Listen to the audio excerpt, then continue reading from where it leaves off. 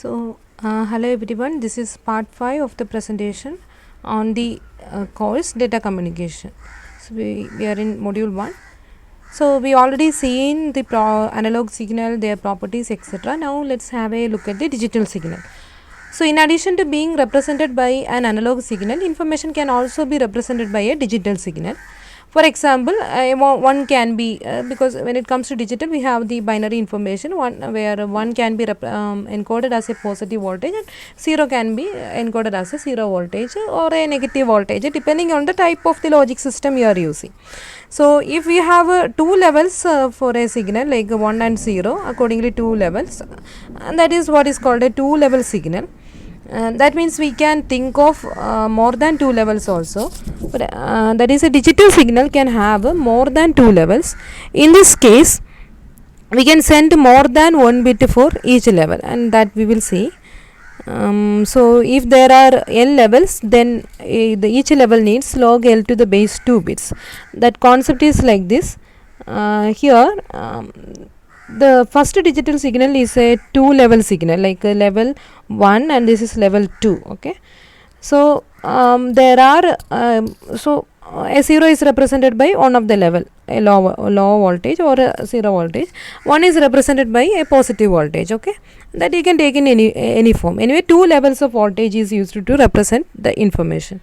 So 1 high, 0 low, again 1 high 2 times, 0 3 times, 1 high, like that it is going.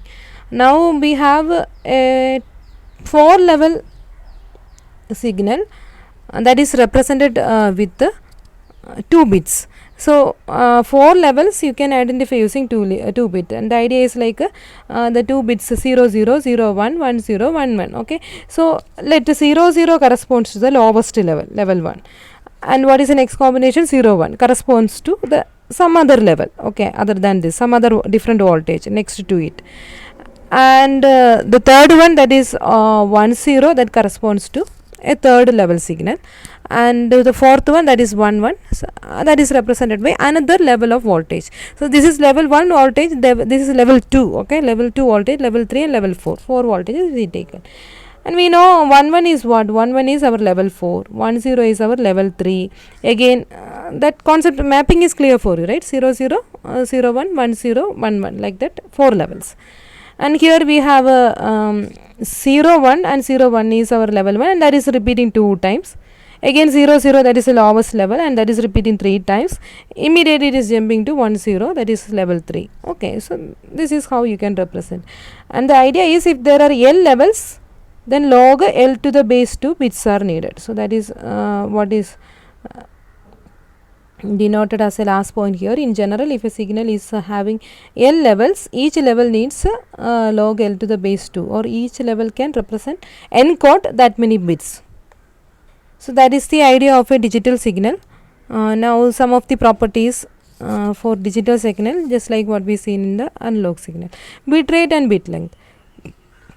Most of the digital signals are non-periodic, and thus period and frequency are not appropriate characteristics like what we seen in an analog signal, where you can use period, frequency, etc. as the properties of the signal. But here, when it comes to digital signal, they are not periodic most of the case. So this period or frequency are not appropriate characteristics of the signal.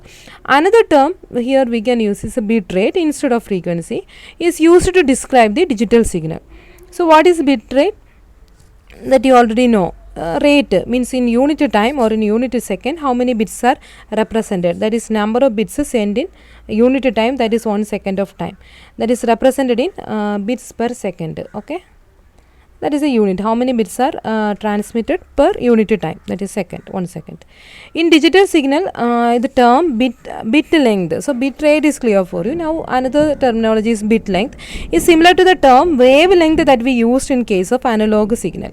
And you know what is wavelength? That is a distance one cycle occupies on a given transition medium. So similar to that, here also we have the we can calculate the distance of a digital signal. That is represented by a term called a bit length. So bit length is a distance one bit occupies on a transmission medium. Just like what is the distance of one cycle, here for each bit we are calculating the bit length. Okay, So that is like this. Bit length is equal to the propagation speed of the signal into bit duration. So just like as a distance value, right? So it is velocity into the time taken. Time taken here is for a particular bit, the duration of the bit into the propagation speed of the signal will give you the bit length. Now digital signal as a composite analog signal. So this concept I already told you in the previous video. Hope you are clear about addition of two signal with the frequency f and 3f, but in this diagram you can see one more signal that is with the frequency 5f. So one signal with the frequency f, another one with the frequency 3f, and a third signal with the frequency 5f are added together to get a composite signal, composite analog signal. So and it is looking like this. So you have to take the frequency f signal, 3f signal, like what we seen in the previous part, and one more signal with the frequency 5f, and the amplitude 1 by 5 also. See this relation, frequency 3f and amplitude 1 by 3, frequency 5f and amplitude 1 by 5. Okay, all together added with some scaling factor 4 by 5. So this is a signal. Now if I am adding one more sine wave with the frequency 7f, this is how it is looking, sine 2 pi ft, 3f, 5f and 7f all together. So now it is almost looking like a square wave, right? So see here it some wave form is there, but if you keep on adding such terms, finally it will result into something like this. So this is how an analog signal can be approximated to a digital signal. By adding up a number of analog signals with a different frequency, you can construct a digital signal, or this digital signal can be decomposed in such a way that you will be getting the constituent signals which are analog in nature. So as per the previous example, the frequency components of the square wave with the amplitude a and minus a can be expressed as, just we are generalizing the this equation, sine 2 pi f 3f, like that, some kf, where k is an odd quantity. Okay, this is for a signal with the amplitude a. The previous one it is for signal with the amplitude 1. That is why here this a is coming additionally, a into 4 by pi sigma for different values of k which are odd value from 1 to some infinity, 2 pi kft by k, and that is 1 by k is amplitude for that particular signal with the frequency kf. So thus this waveform has an infinite number of frequency components and hence an infinite bandwidth also. However, the peak amplitude of the kth frequency component is k. The kth frequency component kf is having an amplitude 1 by k, which is a very small value, right, as k is very large. So most of the energy of this signal waveform in the will be residing in the first few frequency components only, even though it is approximated like that. Okay, that is how you can view a digital signal as a combination of different analog signals. So now the relation between the data rate and bandwidth. Data rate we already know, bandwidth also we know. Now we are trying to relate, because data rate is a property of a digital signal, number of bits transmitted per second. Bandwidth is something for an analog signal. So that we are trying to compare with an example. Suppose that we are using a digital transmission system that is capable of transmitting signal with a bandwidth of say 4 megahertz. Okay, what is bandwidth? The range of frequency, the difference between the highest frequency and lowest, and that bandwidth or the width of the spectrum is 4 megahertz. We are assuming as an example. Let us attempt to transmit a sequence of alternating 1 and 0 as a square wave shown like in the previous example. Okay.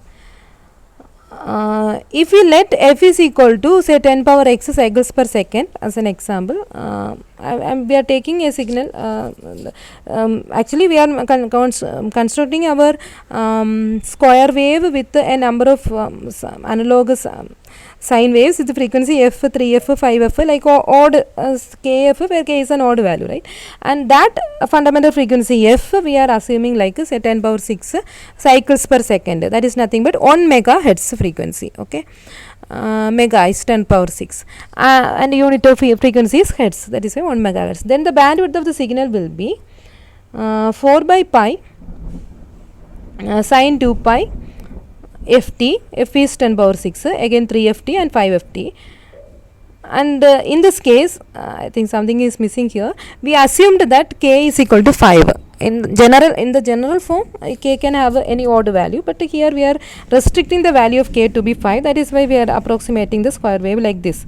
So now what about the bandwidth? The bandwidth is nothing but the range highest frequency minus lowest frequency. So it's 5 times 10 power 6 minus 10 power 6. That is how you are getting 4 megahertz. Actually, we are assuming a transition system with a 4 megahertz frequency. Accordingly, we are taking the frequency f, so that and the signal representation. Now, f is equal to 1 megahertz. The period of the fundamental frequency is fundamental frequency is our f. So, period of the fundamental frequency becomes the period of the final signal. That also we seen. So, for the entire signal, the period is nothing but the period of the fundamental frequency, that is 1 by 10 power 6, that is 10 raised to minus 6, which is 1 millisecond. Sorry, it is microsecond. Some mistakes are there.